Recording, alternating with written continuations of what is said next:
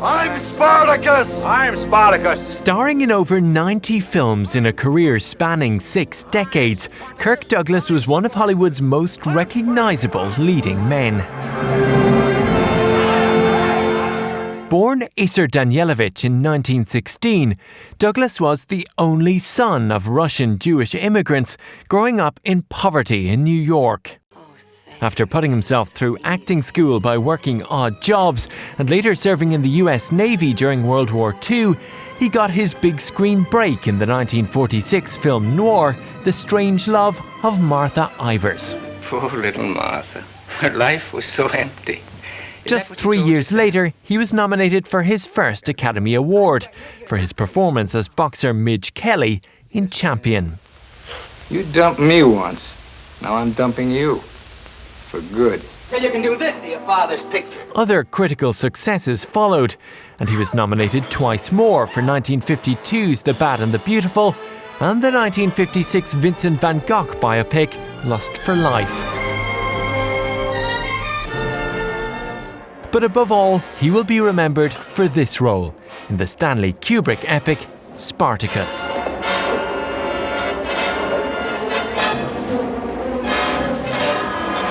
Written by Dalton Trumbo, the film marked a turning point in Hollywood history. Trumbo's inclusion in the credits, said to be at the insistence of Douglas, helped to end the blacklisting of writers with alleged communist sympathies. The West End rings to the sound of the crowd's cheers. Already a household name, the role sealed Douglas's reputation as a cinema icon.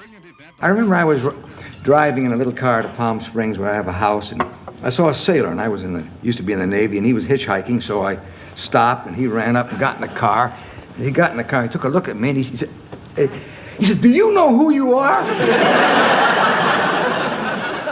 Douglas continued to act throughout the 1970s and 80s, at times trying his hand at directing as well.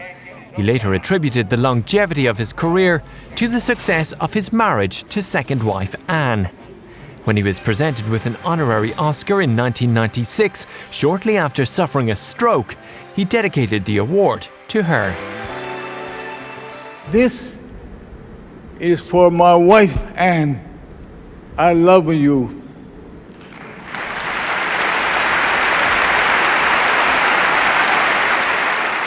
In 2016, Kirk Douglas turned 100, marking the occasion with a party in Beverly Hills, attended by son Michael Douglas, daughter-in-law Catherine Zeta-Jones, and familiar industry faces like Steven Spielberg. In an interview, he said he never thought he would live to be that age, telling the reporter that he missed old friends like Burt Lancaster and John Wayne. Douglas was indeed the last living legend of Hollywood's golden age, and with his passing, an important chapter of American cinema history comes to a close. What'd you have? A pair of deuces? This is better. Here we've got an ace in the hole.